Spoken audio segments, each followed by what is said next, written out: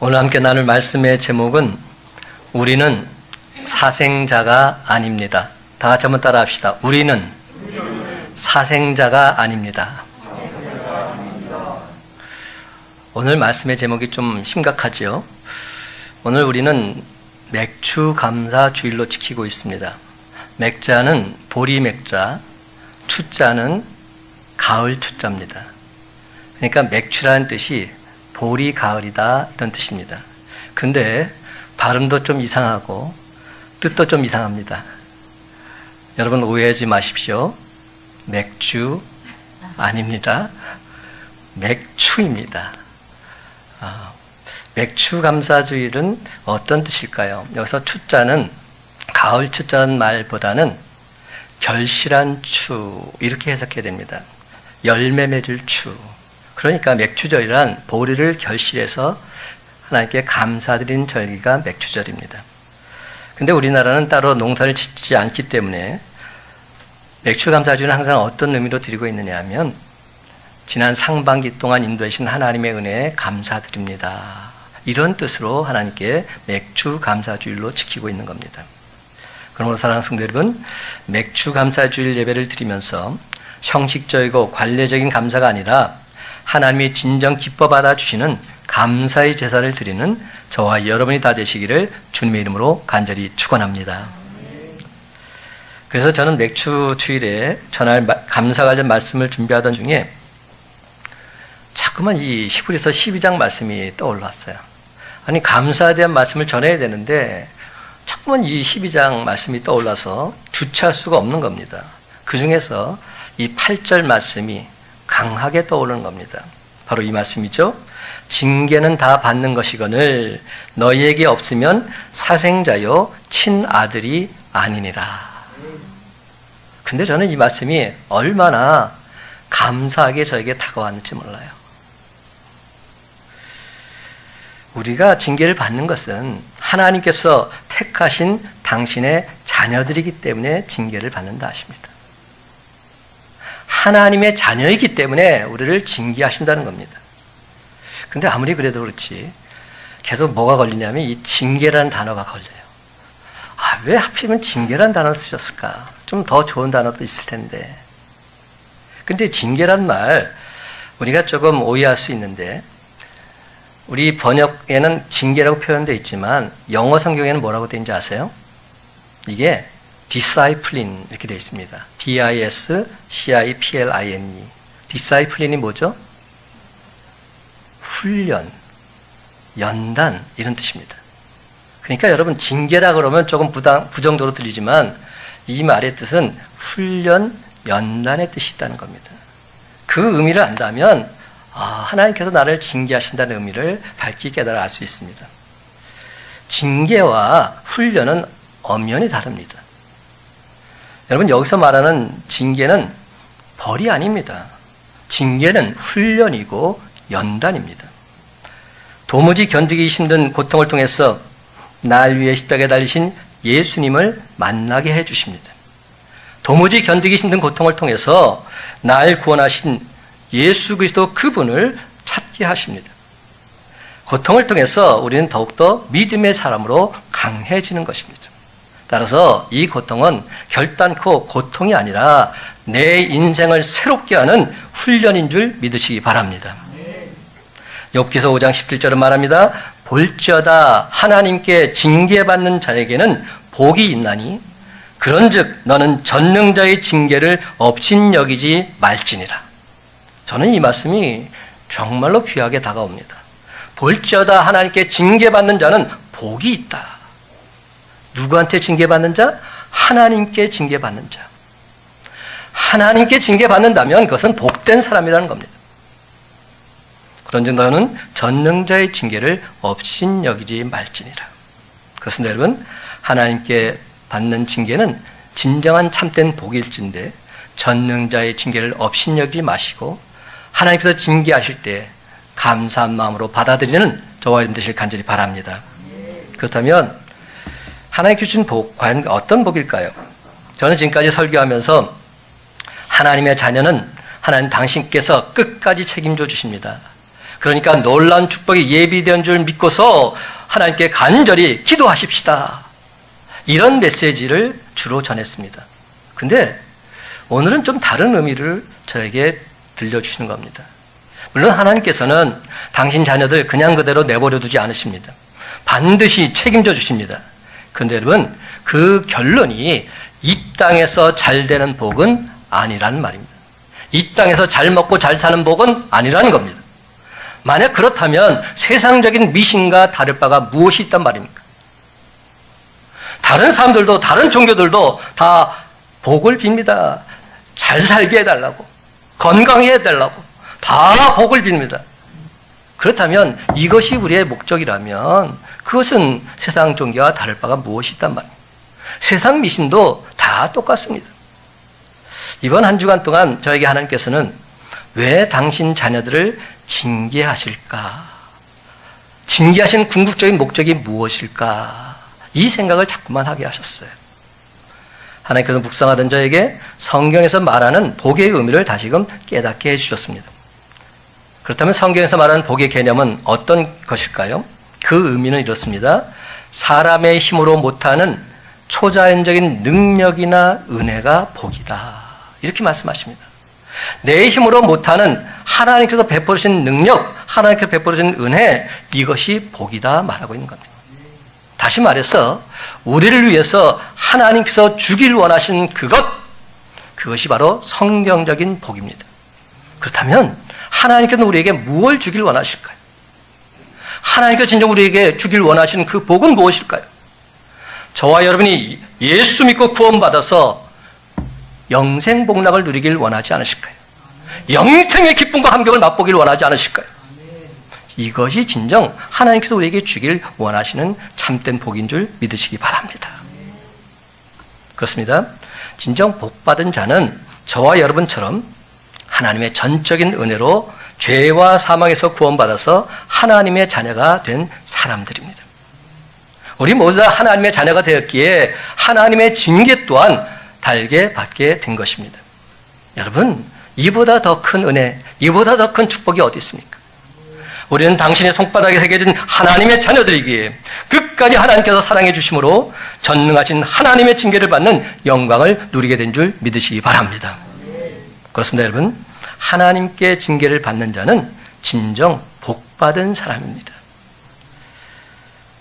솔직히 우리가 부모님께 징계를 받는다는 것 자체가 크나큰 축복이 아닐까요? 저는 이제 나이를 먹어서 그런지 자꾸만 아버지, 어머니가 그리워요. 어렸을 때는 정말 아버지가 미웠어요. 왜냐하면 얼마나 엄하셨던지, 얼마나 매를 드시는지, 정말 어렸을 때 피 터지게 맞고 살았어요. 그래서 제가 어렸을 때 이런 생각을 했어요. 내가 어른만 돼봐라.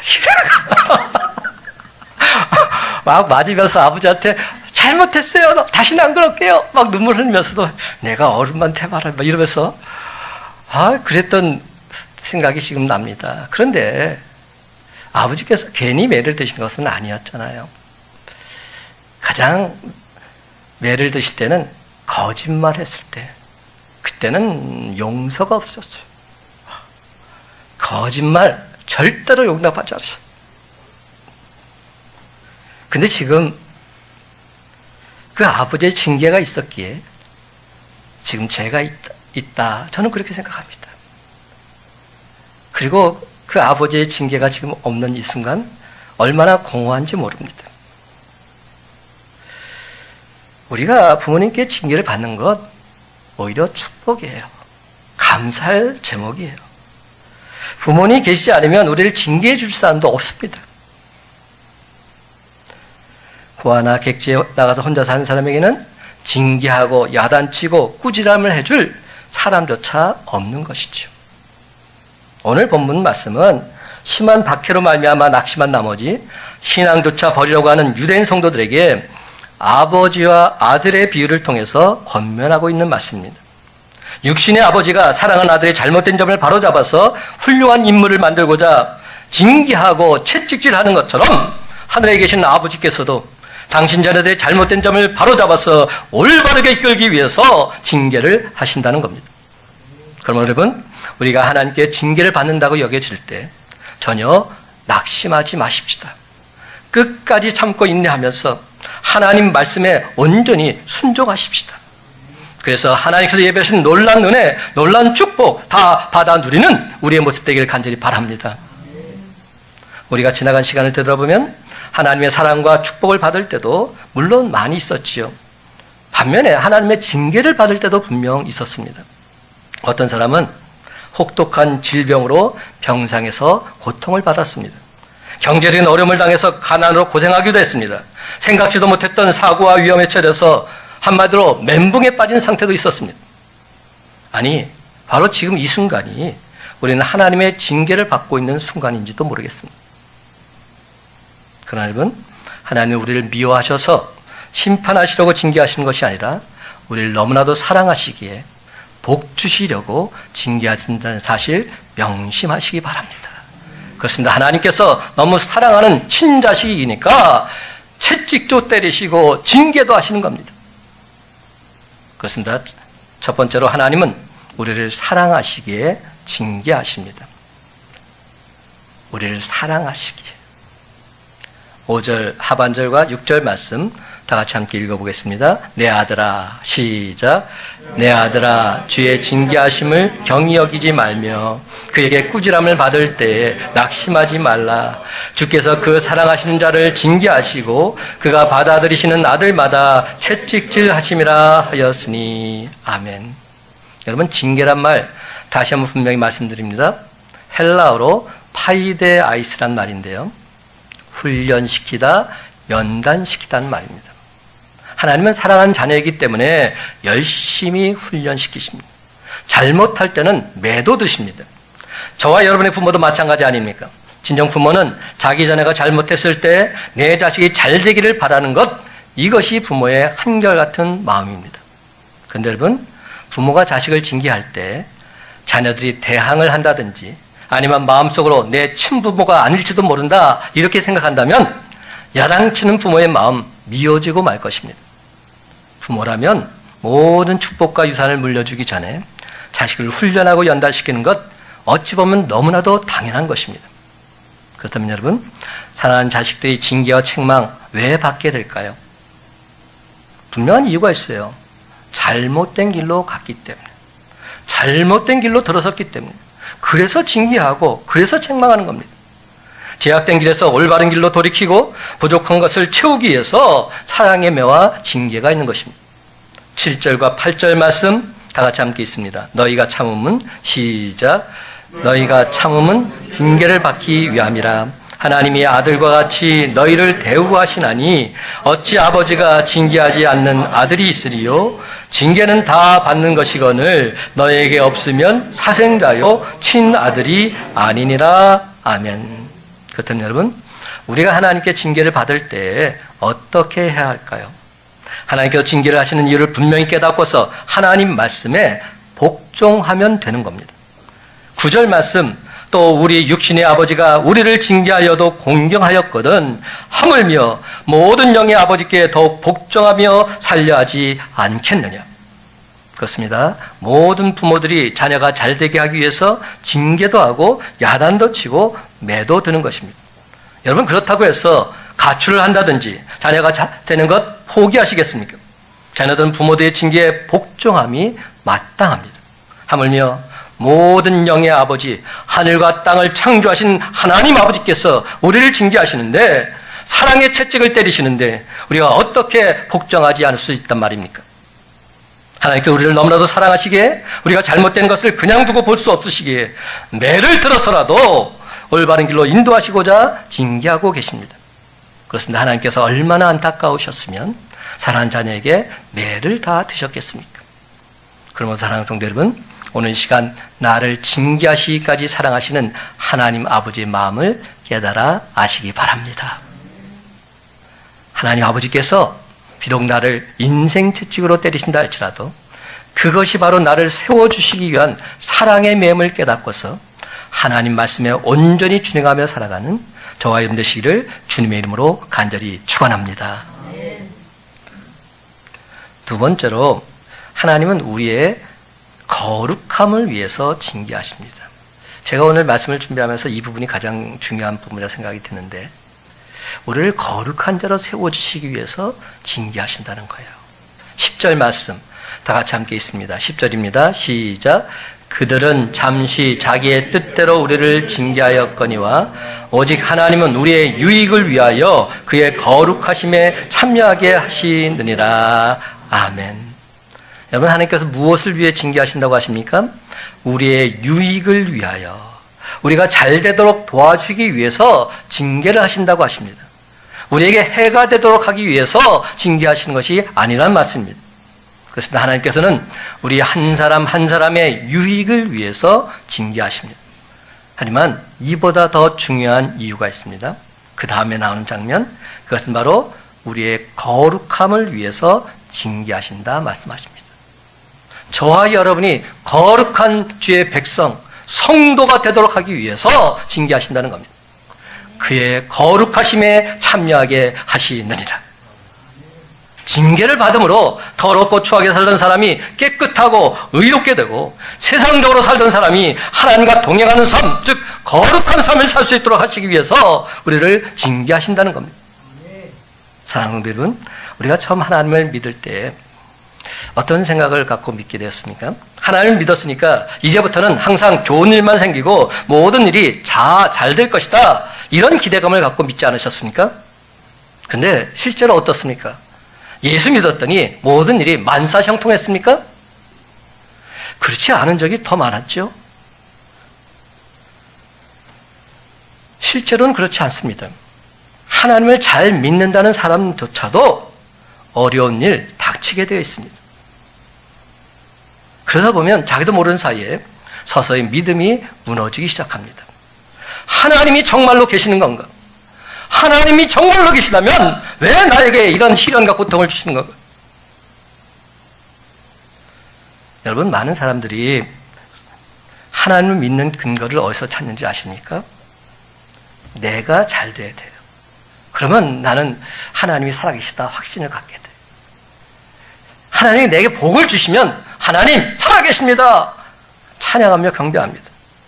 내가 하는 일이 탄탄대로가 돼서 형통하게 되면 하나님 살아계십니다, 고백합니다. 어려운 일이 생기지 않게 하나님께서 완벽하게 막아주시면 하나님 살아계십니다, 선포합니다. 그렇게 되면 우리의 믿음은 종잡을 수 없을 정도로 요동치게 되어 있어요. 왔다 갔다 하는 거죠. 우리가 성경을 조금이라도 읽어보면 그렇지 않다는 사실을 금방 발견하게 됩니다. 하나님이 우리를 사랑하심에도 불구하고 우리는 어려움을 겪을 때가 있습니다. 하나님이 우리를 사랑하심에도 불구하고 실패를 경험할 때가 있습니다. 하나님이 우리를 사랑하심에도 불구하고 징계를 당하는 일이 수도 없이 성경에 나오고 있습니다. 그렇다면 여러분, 도대체 이를 어떻게 우리는 이해해야 할까요? 오늘 시간 분명히 말씀드립니다. 우리를 향하신 하나님의 뜻은 세상적인 성공이나 세상적인 축복에 있지 않습니다. 우리가 너무 잘 아는 말씀, 데살로니가서 5장 16절, 17절, 18절 말씀, 항상 기뻐하라, 쉬지 말고 기도하라, 범사에 감사하라, 이것이 그리스도 예수 안에서 너희를 향하신 하나님의 뜻이니라.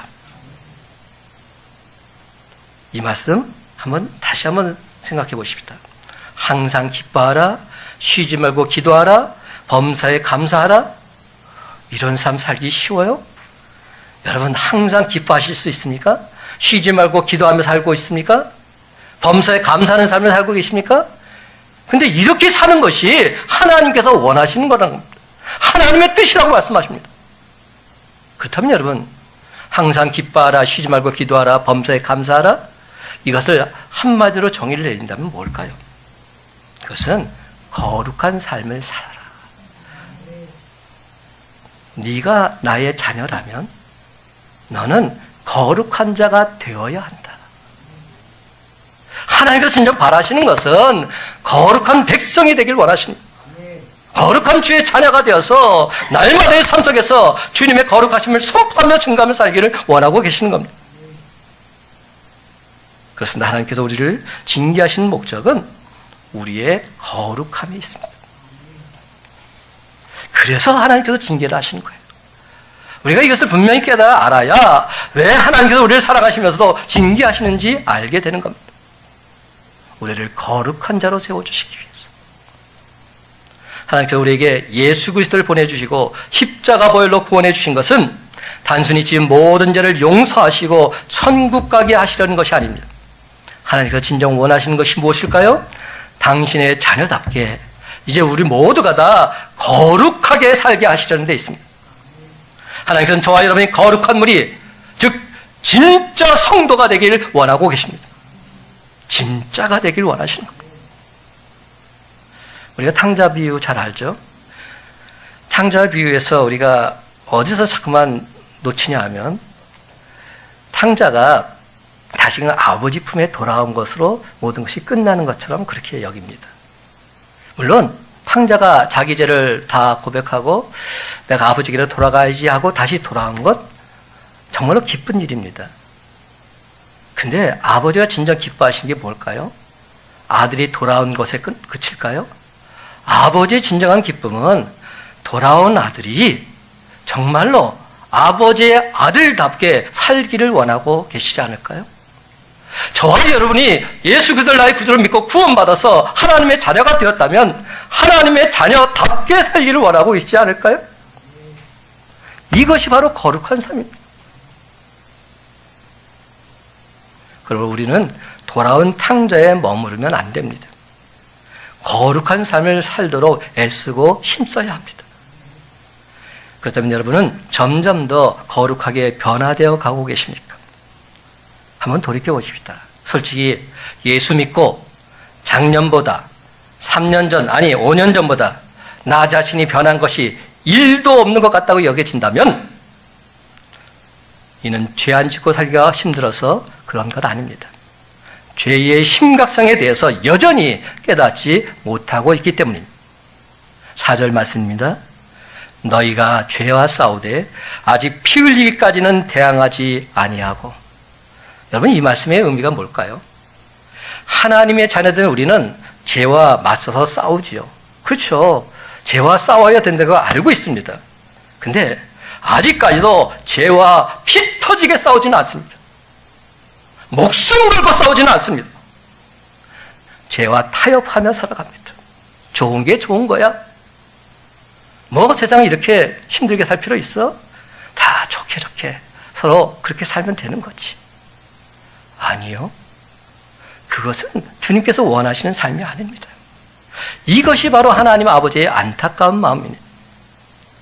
정말로 우리가 하나님께서 복의 근원이심을 온전히 믿는다면 돈 벌고 성공하는 데에 내 인생을 모두 다 바칠 사람 아무도 없을 것입니다. 하나님을 온전히 잘 믿기만 하면 하나님께서 복을 주시는데 이 당연한 것을 왜 목표로 삼습니까? 먼저 하나님의 나라와 하나님의 의를 구하면 이 모든 것을 너에게 더해 주다 약속하셨는데 세상에서 잘 먹고 잘 사는 것, 이것이 우리의 목표가 될 수는 없는 것이죠. 그 대신 우리는 죽기 살기로 죄와 피 터지게 싸우면서 거룩해지기 위해서 살아가야 할 것입니다. 그렇습니다. 하나님께서는 이 거룩하지 못한 삶, 이것 때문에 우리를 지금 징계하고 계시는 겁니다. 하나님께서는 절대로 이를 용납하실 수 없기 때문에 세상적으로 아무리 유능해도 곧바로 징계하십니다. 우리가 하나님의 징계를 받게 되면 돈도 잃고 건강도 잃고 세상에서 실패할 수도 있습니다. 그런데 이는 오히려 감사할 일입니다. 하나님께 징계를 받아서 돌이켜서 회개하고 하나님의 자녀가 되었다면, 하나님을 나의 구주로 온전히 믿고 신뢰하며 살아갈 수 있다면 오히려 감사할 일인 겁니다. 하나님께 징계를 받아서 돌이켜 회개하고 하나님의 자녀가 되었다면 이보다 감사할 일이 어디 있습니까? 진짜 성도가 되었다면 이는 너무나도 감사할 일인 것이죠. 그렇습니다. 하나님께서 우리를 징계하시는 이유는 우리가 거룩하지 못한 채 죄짓고 살게 되면 구원의 복을 다 잃어버리고 말기 때문에 안타까운 마음에서 우리를 징계하시는 겁니다. 하나님께서 살아간 자를 징계하시는 것은 사탄 마귀로부터 우리를 끊어놓기 위해서, 사탄 사탄 마귀의 놀잇감이 되지 못하도록 하기 위해서 그래서 징계하시는 겁니다. 다른 방법은 도저히 우리를 깨우칠 수 없다고 판단하셨기에 도무지 우리가 못 알아들으니까 그래서 징계를 하시는 겁니다. 초강수를 두시는 겁니다. 여러분도 그런 경험 있지 않아요? 누군가가 저한테 계속 지적합니다. 이거 절대 하지 마세요. 근데 계속 흘려듭니다. 그러나 어떻게 합니까? 완벽하게 그냥 심한 말을 합니다. 그냥 뼈에 사무치게끔 그런 말을 해요. 그러면 내가 이것은 절대로 하면 안 되겠구나. 이런 생각 들지 않으세요? 지금 하나님께서 징계하시는 내용이 바로 이런 겁니다. 성도라면 거룩한 삶을 살아야 되는데 그게 진짜 성도인데 그렇지 못하니까 지금 계속 징계하시고 또 징계하시는 겁니다. 다윗 왕이 전혀 깨닫지 못하니까 나단 선지자를 통해서 책망하십니다. 발람 선지자가 도대체 못 알아들으니까 그가 타고 다니는 당나귀를 통해서 책망받는 수치를 당하게 하시는 겁니다. 이사야 48장 17절은 말합니다. 여호와께서 이르시되 나는 내게 유익하도록 가르치고 너를 마땅히 행할 길로 인도하는 내 하나님 여호와로다. 나는 내게 유익하도록 가르치고 너를 마땅한 길로 인도하는 여호와 하나님이다 말씀하십니다. 그래서 하나님은 말씀을 통해서 우리를 가르치시고 또한 징계를 통해서 우리의 삶을 거룩한 길로 인도해 주십니다. 그러므로 사랑하는 성도 여러분, 내가 지금 하나님께 징계를 받고 있다면 하나님께서 나를 유익하게 하시기 위해서 나를 거룩하게 하시기 위해서 베풀어 주신 특별한 은총인 줄 믿으시기 바랍니다. 바로 그 순간 도리어 하나님께 감사의 기도를 드리면서 철저히 회개하시기 바랍니다. 그래서 마침내 거룩한 주의 자녀로 든든하게 세워지는 저와 여러분이 다 되시기를 예수님의 이름으로 간절히 축원합니다. 세 번째로 하나님의 자녀 된 우리는 이제 의와 평강의 열매를 맺어야 합니다. 누가 그렇게 하셨기에? 예수님께서 그렇게 하셨기에. 의와 평강의 열매를 맺는 삶. 11절부터 13절까지 한 목소리 있습니다. 시작. 무릇 징계가 당시에는 즐거워 보이지 않고 슬퍼 보이나 후에 그로 말미암아 연단받은 자들은 의와 평강의 열매를 맺느니라. 그러므로 피곤한 손과 연약한 무릎을 일으켜 세우고 너희 발을 위하여 곧은 길을 만들어 저는 다리로 하여금 어그러지지 않고 고침을 받게 하라. 아멘. 여러분, 지금 여러분이 하나님께 징계를 받고 있다면 그것은 바로 정금 같은 자로, 순금 같은 자로 거듭나기 위한 연단 과정인 줄 믿으시기 바랍니다. 나는 지금 훈련받고 있습니다. 나는 지금 연단받고 있는 과정 중에 있는 겁니다.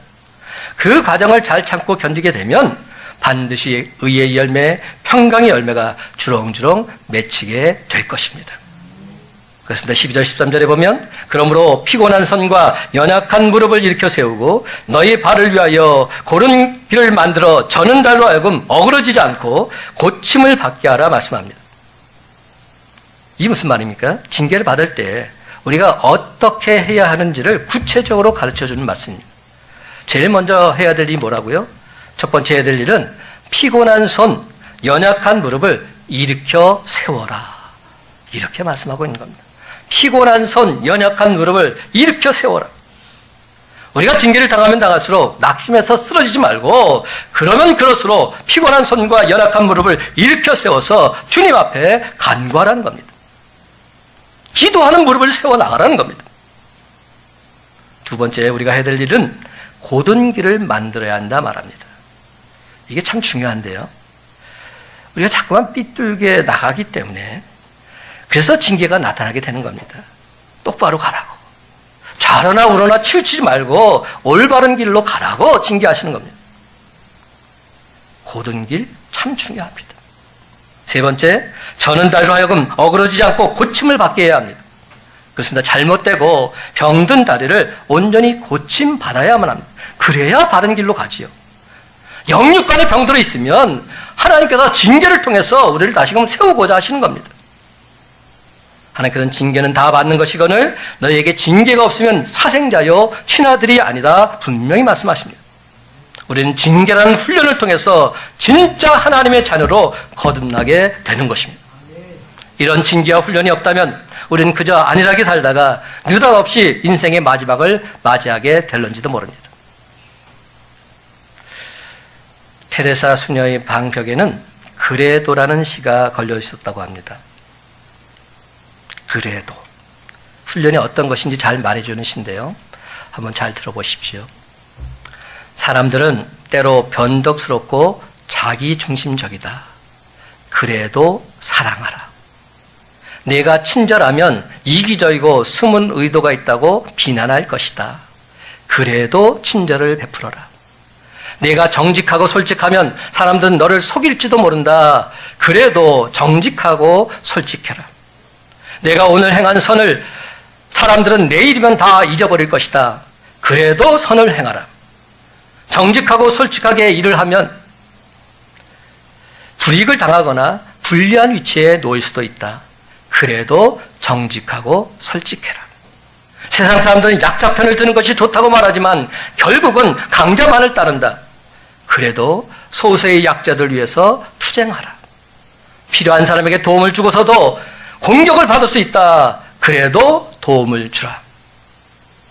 그런데 여러분, 그래도처럼 살게 되면 어떨까요? 참 어렵겠죠? 참 힘들겠죠? 그래서 훈련인 겁니다. 그래서 연단인 겁니다.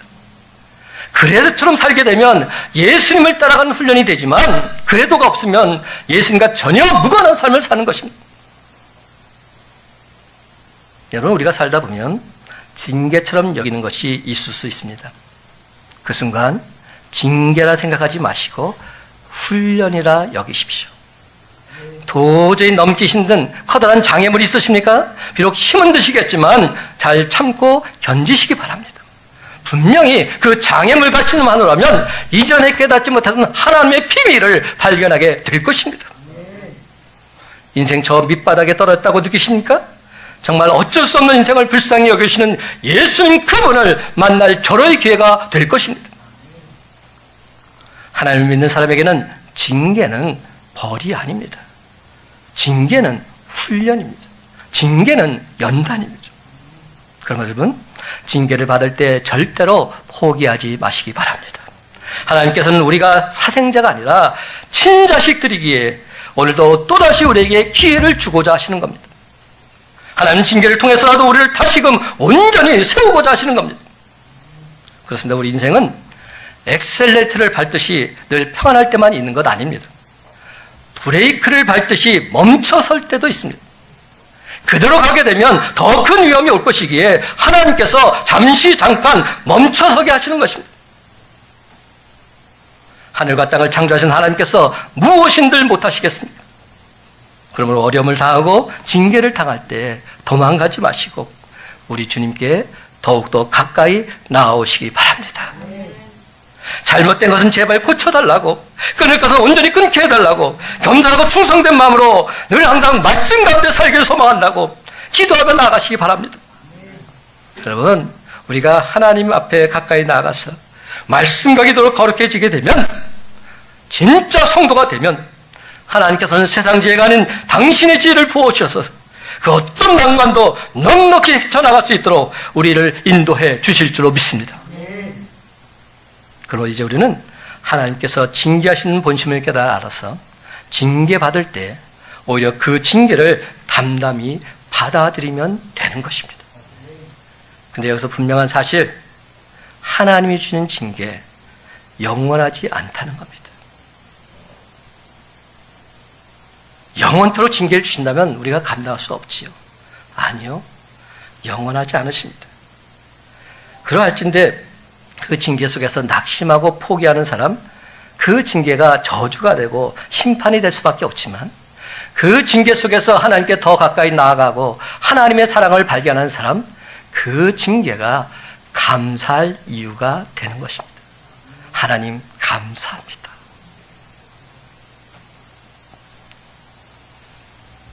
이제 말씀을 냈습니다. 사랑하는 성도 여러분, 우리는 결코 사생자가 아닙니다.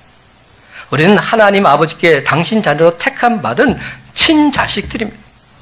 그럴진데 이제부터는 우리를 향하신 징계의 채찍, 오히려 감사한 마음으로 맞으시기 바랍니다. 하나님께서 때리시면 맞으세요. 비록 아프더라도, 많이 힘들더라도 이것이 진정 하나님의 뜻이라면 끝까지 잘 참고 견디겠노라. 하나님과 사람 앞에서 당당하게 선포하시기 바랍니다. 그렇습니다, 여러분. 하나님의 친자식답게 징계의 채찍을 맞으면서도 그래도 하나님께 진실된 감사를 드림으로 의와 평강의 열매를 주렁주렁 맺는 저와 여러분의 복된 삶이 다 되시기를 예수님의 이름으로 간절히 축원합니다.